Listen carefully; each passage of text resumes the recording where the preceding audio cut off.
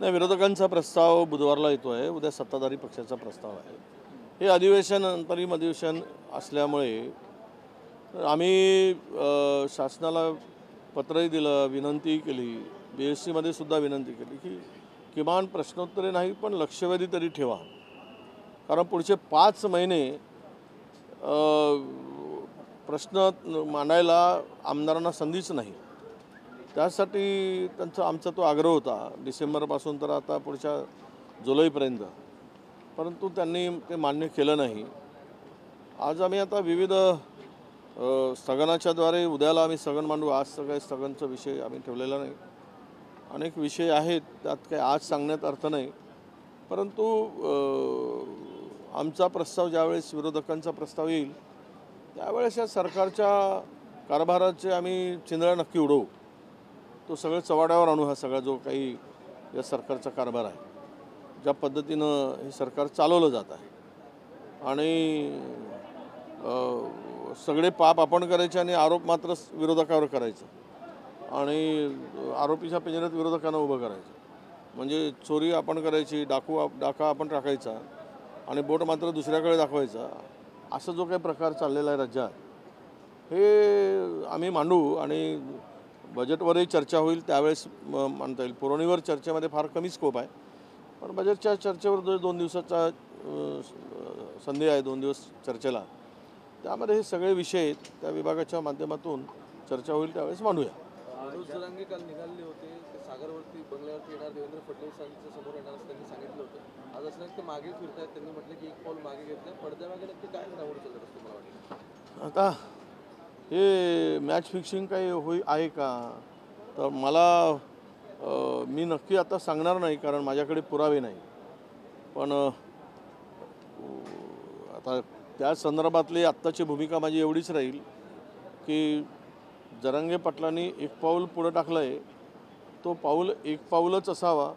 मागे अधिक पाऊल टाकलं तर समाजाचं नुकसान होईल, तर ती भूमिका ते स्वीकारणारच नाही असं मला वाटतं. परंतु त्यांचं काय चर्चा झाली, ती चर्चा मात्र ते मागे पाऊल टाकण्याच्या मागची ती चर्चा जरा राज्य सरकारने उघड करावी, लोकांच्या पुढे मांडावी की आमची अशी चर्चा झाली आणि त्यांनी एक पाऊल मागे टाकलं आहे. आणि म्हणजे ते बंददार चर्चा मागच्या वेळेस झाली आणि त्यातून जो काय आत्ताच ही परिस्थिती उद्भवली, तर ती उद्भवणार नाही, ती परिस्थिती येणार नाही, याची दक्षता सरकारने घेतली पाहिजे. सर, जरांगे पाटील आरोप करताना त्यांची पातळी जी आहे ती घसरत चालली. राज्याचे उपमुख्यमंत्री आणि गृहमंत्र्यांचा ते एकेरी उल्लेख करतात. नाही, ते करू नये. कोणत्याही राज्यकर्त्यांच्या संदर्भामध्ये किंवा मुख्य जे प्रमुख पदावर असतात त्याच्या संदर्भातली अशी भाषा योग्य नाही. पण ती भाषा वापरत असताना नेमकं त्यांना काय त्यांचा उद्रेक झाला ही बघण्याची गरज आहे. जाण्यात आलेली आहे जालनामध्ये. पुन्हा एकदा मराठा समाजाच्या आंदोलनाला हिंसक वळण लागताना पाहायला मिळतं. विरोधी पक्षाची काय भूमिका असेल यावेळी? नाही, असं आहे की सत्ताधारी आणि जरांगे पाटील यांच्यामधला तो सगळी चर्चा, संवाद, निर्णय काय ते त्यांना कमिटमेंट केलं असेल ते, हे सगळं याच्या संदर्भात आहे. पण कोणी, मला असं वाटतं की कायदा वगैरे हातात घेऊन हिंसक स्वरूप देऊन आंदोलन त्या दिशेनं भरकटत जाऊ नये आणि त्याला आंदोलनाला शांततेच्या मार्गानं आणि कोणाचंही नुकसान होणार नाही अशा पद्धतीनं ते आंदोलन त्यांनी करावं अशी माझी त्यांना विनंती. जरांगे पाटील यांची आरक्षणाविषयी आता भूमिका नसून आता ते राजकीय भाषा बोलू लागले.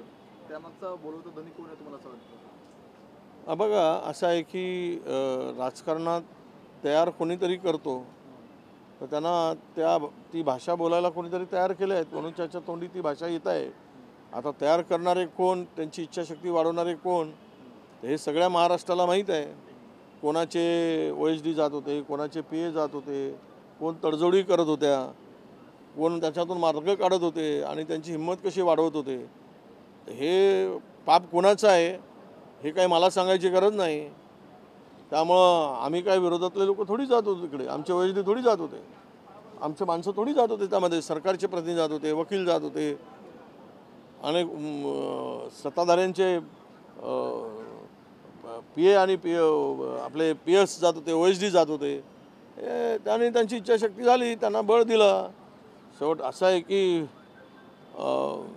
तुम्ही जे पेराल ते उगवेल.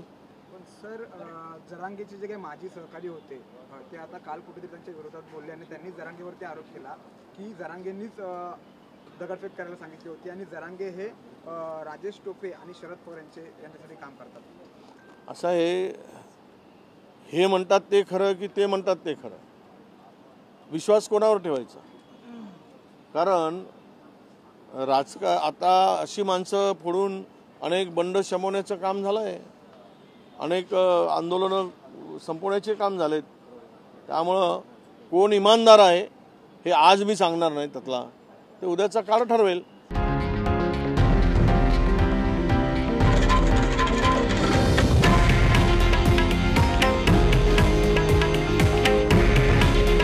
हे आहे देशातील नंबर 1 न्यूज नेटवर्क आणि आपण पाहत आहात TV9 मराठी. काळजी तुमची, हित महाराष्ट्राचं.